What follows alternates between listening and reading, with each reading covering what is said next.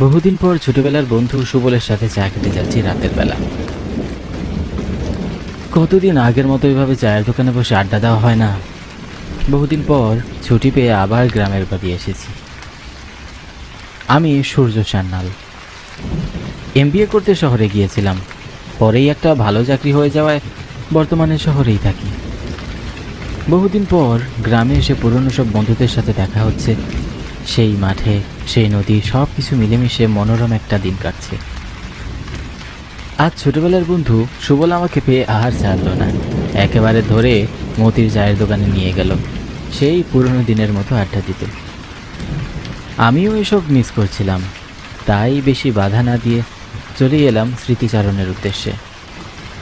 রাত বেশ অনেকটাই হয়েছে, চারিদিকে নিস্তব্ধতা যেন অন্ধকারকে আরও বেশি গাঢ় করে তুলছে। আর এই নিস্তব্ধতাকে পাল্লা দিয়ে হারাতে চাইছে বৃষ্টির ফোঁটা। বৃষ্টি যেন বেশ ভালোই হচ্ছে, কিন্তু কেমন একটা যেন গুমট বেঁধে আছে চারপাশ। কতদিন আর আগের মতো আড্ডা হয় না কি? হ্যাঁ, ঠিকই বলেছিস, শহরের চাকরিটা হয়ে যাওয়ার পর থেকে গ্রামে আসাই একদম কমিয়ে দিয়েছি। বাবা মাও সপ্তাহে সপ্তাহে চিঠি পাঠায় গ্রামে আসার জন্য, কিন্তু সময় যে হয়ে ওঠে না। কত করে ভাবি যে এসে তোদের সাথে দেখা করবো, কিন্তু সুযোগই হয় না। তা মেসমশাই আর মাসিকে কবে নিয়ে যাচ্ছিস তোর বাড়ি? বাড়ি কি বলছিস, মেস বল। বাড়িতে এখনও শিফট করিনি, তবে একটা ভালো জায়গা দেখেছি জানিস, দামও বেশ কম। ভাবছি এই জায়গাটা যদি নিয়ে নেই তবে ওখানেই বাড়ির কাজ শুরু করব। বাহ, এ তো ভালো কথা। তা বিয়েটা কবে করবি, নাকি ওটাও ভাবছিস না? করব করব, সময় আসলে সব হবে। আচ্ছা, মতিদা কই গেল বলতো, এখনও তো পেল না। আবার নিশ্চয়ই কেউ মরেছে। মানে কেউ মরেছে মানে? আরে গ্রামের রক্তচোষা বেরিয়েছে, সকলের মতে সে নাকি মানুষ ধরে ধরে রক্ত চুষে খাচ্ছে। 7 জন মরেছে। সুবলের মুখে এ কথাটা শুনে কেমন যেন হকচকিয়ে উঠলাম। সময় কতটা পাল্টে গেছে, কিন্তু এখনো গ্রামের মানুষদের এইসব কুসংস্কার পাল্টায়নি। নির্ঘাত কোনো শয়তানের দল নিজেদের স্বার্থ হাসিলের উদ্দেশ্যে প্রাণ নিচ্ছে সাধারণ মানুষের। কিন্তু গ্রামের মানুষেরা পুলিশকে কেন জানাচ্ছে না? আর পুলিশই বা কেন তদন্ত না করে হাত গুটিয়ে বসে থাকছে? সেটা ভাবতে ভাবতেই দেখলাম মতিদা বৃষ্টির মাঝে দৌড়ে এসে দোকানে ঢুকলো। আগা গোড়া ভিজে দারগাগ হয়ে গেছে মানুষটা। চোখে মুখে কি ভীষণ ভয় তার। কিন্তু কিসের ভয়? সত্যি সত্যি কি আরও একজন মানুষ মরল? মতিদার চোখ যেন ভয়ে জনশূন্য হয়ে আছে। আমি জিজ্ঞাসা করলাম, কোত্থেকে দৌড়ে এলে এভাবে মতিদা? মরেছে, আরও একজন মরেছে, কিন্তু এবার মরেছে একটা বাচ্চা। বাচ্চা মানে কি বলছো? কে মরেছে? কিভাবে মরেছে? জমিদারের নাতনি, ছোট নাতনি মরেছে। রক্ত চুষা খেয়ে গেছে গো। সব রক্ত ওই ডাইনি চুষে খাচ্ছে। সকলে মরবে। হ্যাঁ, আমি দোকান বন্ধ করে দেবো। তোমরা বাড়ি যাও, শিগগিরই যাও। সুবল আর আমি দোকান থেকে বৃষ্টির মধ্যে রওনা দিলাম বাড়ির উদ্দেশ্যে। কোনোভাবেই যেন মানতেই পারছি না এসব আমাদের গায়ে হচ্ছে। এ অবস্থায় আমি নিশ্চিন্তে নিজের ঘরে গিয়ে ঘুমাবো কী করে? আমি যে এসব ভূতে বিশ্বাস করি না, কিন্তু গায়ে কি হচ্ছে যে এত মানুষ মারা যাচ্ছে সেটা জানার এক অদম্য কৌতূহল জেগে উঠলো আমার মনে। কোনো কিছু চিন্তা না করে সুবলকে বললাম, দেখ, আমার মনে হচ্ছে না এসব কোনো ভূতের কাজ। তুই তো জানিস আমি এইসব ভূত প্রেতে বিশ্বাস করি না। বিশ্বাস তো আমিও করি না, কিন্তু যা হচ্ছে গায়ে। চল আমরা সারা রাত তাহলে পাহারা দিই, যদি কোনো কিছু ধরা পড়ে। ঠিক বলেছিস, আমারও তাই মনে হয়। চল গায়ের ভিতরে গিয়ে চারপাশটা একবার দেখে নিই। ঠিক আছে, চল। আমি আর সুবল দুইজনে সিদ্ধান্ত নিলাম গ্রাম পাহারা দেওয়ার। চারপাশের ঘন জঙ্গল, কিছুক্ষণ পর পর দূর থেকে শিয়ালের ডাক ভেসে আসছে। পরিবেশটাকে আরও ভীতিকর করে তুলতে তখন থেকেই ঝিরঝির বৃষ্টি পড়ছে। অন্ধকারে চারপাশটা তেমন একটা ভালো দেখাও যাচ্ছে না। তখনই মনে পড়লো আমার পকেটে একটা ছোট টর্চ আছে। কখন কোন কাজে লাগে সেটা ভেবে এটা পকেটে রেখে দিই সবসময়। পকেটের ভিতর থেকে টর্চটা বের করে জ্বালালাম। আমরা জঙ্গলের মধ্য দিয়ে যাচ্ছি, কিন্তু দুজনেই একদম নিশ্চুপ। নীরবতা ভেঙে আমি বললাম, কতক্ষণ হয়ে গেল হাঁটছি, কিন্তু এই জঙ্গল যেন শেষই হচ্ছে না, তাই না বল? কিন্তু কথা বলছিস না কেন সুবল? এ কি সুবল, কোথায় গেল সুবল? কোথায় গেলি রে? এক্ষুনি তো আমার পাশেই ছিলি সুবল।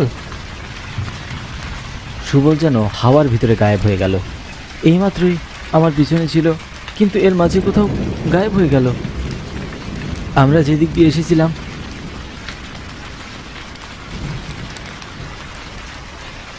আমি আবার সেই দিকে হাঁটতে শুরু করলাম। অনেক সময় খোঁজাখুঁজির পর হুট করে আচমকা একটা ঠান্ডা হাত এসে পড়ল আমার কাঁধের উপর। ভয়ে যেন আমার শির দ্বারা ঠান্ডা একটা স্রোত নেমে গেল। শরীরের সমস্ত পশম দাঁড়িয়ে গেল, শরীর দিয়ে দর দর করে ঘাম ঝরতে লাগলো। আস্তে আস্তে পিছনে ঘুরে তাকালাম, দেখলাম পিছনে সুবল দাঁড়িয়ে আছে। আশ্চর্যের বিষয় হলো সুবলের পুরো শরীর একদম সাদা ফ্যাকাশে হয়ে আছে, যেন কেউ ওর শরীরের সম্পূর্ণ রক্ত শুষে নিয়েছে। চোখ দুটো কেমন যেন কঠোর থেকে প্রায় বেরিয়ে আসছে, ভীষণ অস্বাভাবিক দেখাচ্ছে ওকে। যখন কথা বললো তখন দেখলাম ওর কণ্ঠস্বরও কেমন ভারী আর ভয়ানক হয়ে উঠেছে। কিরে, আমাকে ফেলে কোথায় চললে? তুই কোথায় গিয়েছিলি? আমি তো তোকেই করছিলাম। না, তোকে এমন দেখাচ্ছে কেন? পুরো শরীর ফ্যাকাশে হয়ে আছে। কোথায় গিয়েছিলি তুই এ সময়? আমায় ও নিয়ে গিয়েছিল। কে নিয়ে গিয়েছিল? রক্তচোষা। কি বলছিস কি তুই এসব? আমার শরীরের সমস্ত রক্ত গিয়ে নিয়েছে। তুই কি পাগল হলি নাকি? কি আবল তাবল বলছিস? আমি দেখলাম চোখের পলকে সুবলের চেহারা পরিবর্তন হয়ে গেল। দেখে চেনাই যায় না। চোখ বেয়ে বেয়ে কলকল করে রক্ত পড়ছে, চোখের কোটরে যেন মণি দুটো নেই। কি বিভৎস মূর্তি! দেখলে শরীর হিম হয়ে আসে। বিকট শব্দে ভেসে উঠল সুবল। আমি এদিক বিদিক জ্ঞান শূন্য হয়ে চড়তে লাগলাম। আমার পিছনে পিছনে সুবলের সেই বিভৎস মূর্তিটা ধাওয়া করতে লাগলো। প্রাণপণে ছুটে পালাচ্ছিলাম। এ যেন এক ঘোর, মনকে বুঝাতে পারছি না যে আমার বন্ধু সুবল রক্তচোষার পাল্লায় পড়েছে। চোখ বন্ধ করে ছুটতে ছুটতে কোন পর্যন্ত পৌঁছেছে জানি না, তবে এক বৃদ্ধ অবলক দৃষ্টিতে তাকিয়ে আছে আমার দিকে। তার চোখে মুখে ভয়ের চিহ্ন। কে কে আপনি? আমি যজ্ঞ, এই শ্মশানের সব লাশ আমি পড়াই। তুমি কে? আমি এই গায়ের ছেলে। আমার বন্ধু সুবলকে ওই রক্তচোষা। কে রক্তচোষা? আপনি তাকে চেনেন? আমার বন্ধুকে মেরে ফেলেছে। আমি আমার বন্ধু দুজন পাহাড়ে দিচ্ছিলাম, মেরে ফেলেছি আমার বন্ধুকে।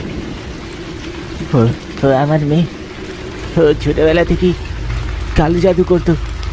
একদিন ওরই কালো জাদুর ভয়ঙ্কর রূপ আমি দেখিনি।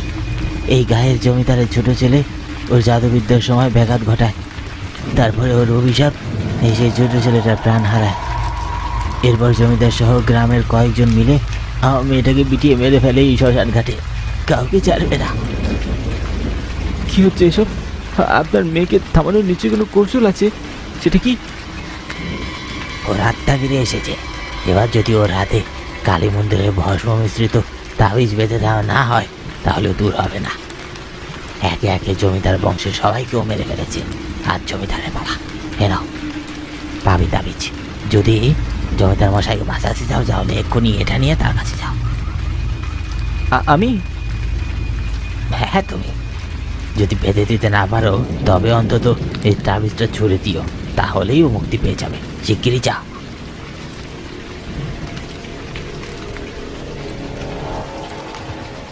তাবিজটা নিয়ে ভয়ে ভয়ে কোনো মতে রওনা দিলাম জমিদার মশাইয়ের বাড়ি।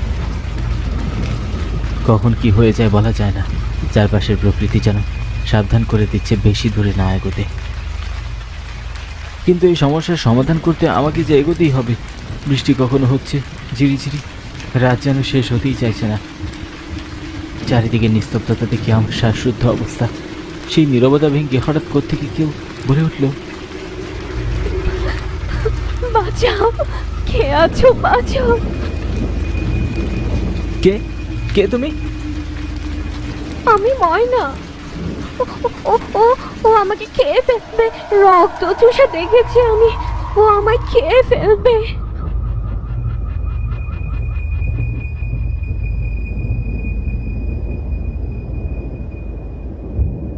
কোথায় রক্তচোষা? কোথায় দেখেছো তাকে? দেখতে কেমন সে? এই যে আমার মতন। আমি কি দেখছি? আমার চোখের সামনে রক্তচোষা। কি বিকট তার রূপ! মুখের কোনো দিক দিয়ে টপ টপ করে মানুষের রক্ত পড়ছে, চোখ রক্তবর্ণ। কি বিভৎস! বেশি সময় তাকিয়ে থাকা যায় না। আমাকে মারার জন্য এগিয়ে আসছে সেই রক্তচোষা।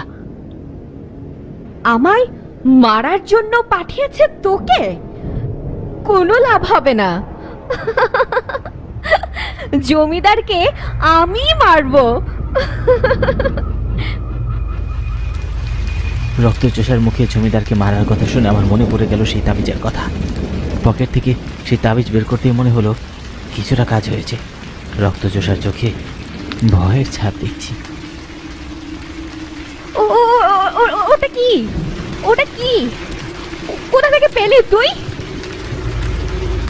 যজ্ঞ দিয়েছে। বাবা, বাবা শেষ পর্যন্ত শ্মশানের তাবিজ পাঠিয়েছে আমায় মারার জন্য। কিন্তু আমি তো মরবো না, জমিদারকে না মেরে আমি মরবো না।